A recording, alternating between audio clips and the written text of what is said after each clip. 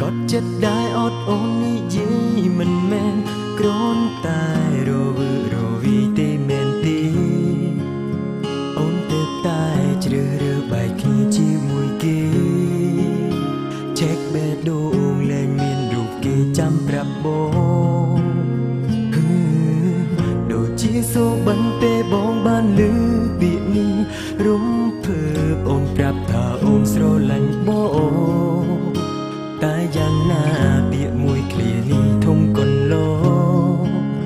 ចង់ឲ្យលបងពីនិតខ្លួនឯងឲ្យច្បាស់ណាកុំប្រញាប់ថាស្រឡាញ់បើសិនអូនមិនទាន់ច្បាស់លាស់ចិន